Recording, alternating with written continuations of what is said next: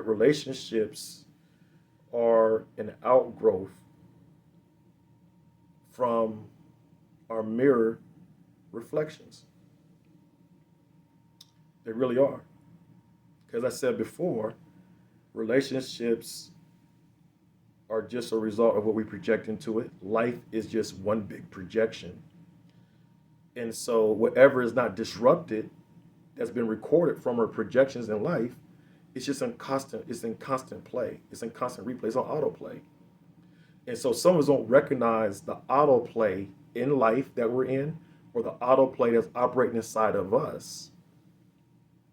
And sometimes we don't recognize those autoplays because we might be distracted or our focus is elsewhere, right? Or we're just failing to really see ourselves. And so because this autoplay exists inside of us, what's very interesting in the intelligence inside the universe as a whole, if it wants to bring attention to you and I, it's going to use the elements to bring about the reflections for us to recognize, to question about ourselves, or it'll show up in the clashing that will invite us to at least to get closer to recognize what's inside ourselves. Okay?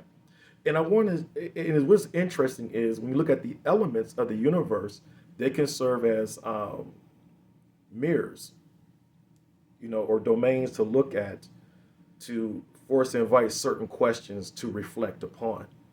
Um, when we talk about the elements, the reason I'm talking about the elements is because we are of the elements. We're an extension of the elements. We're an extension of each other. So everything is interconnected in life. So on a very simple level, but yet a deep level, there's a oneness that I mentioned that we all are connected with. We might not recognize that oneness, but when we're in relationships, there's a oneness there. It might be in breach, or it might be being hindered, but at some point, that oneness is what drew us together, even if it's the opposite of us. It's still a part of the whole interplay. All right. So that's something I really think that we really don't think of. And so when the universe wants to bring our attention, it will bring our attention to five different reflections to look at all at the exact same time and cause us to visit things about ourselves. Um, it's pretty dynamic. When we think about the water element, water is really going to invite us to look at our emotional balancing and look at what actually inspires us. The fire aspect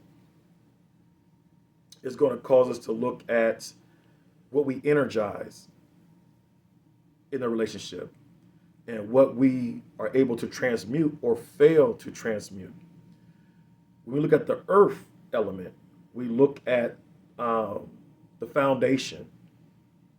Is our foundation solid with each other, right? What are we standing upon? That's that earth element. And the earth element is also going to have us look at um, security. What is stable, right? What can be relied upon? That's that earth element. The air element really brings us to understand the communication piece and the idea piece. You know, is our communication keeping us unified, or is it dividing us? Is our ideas bringing us closer to grow us, or is it causing us to be in a state of stagnation, or is it dividing us? And then you have that the metal element, which brings about the rhythm and the order. Are we rhythmically moving together in life, or we find ourselves being more discordant? Or is there a sense of order with us, or we're in a disorder? And so those are some of the basic reflections that the universe will begin to present to us to make us question, whether consciously or subconsciously, about our relationships. And it will play out. So whether we want to answer or not, the answer will begin to reveal itself through people, through our experiences, through life, through what we attract, through what we repel, but it's going to be there. Okay.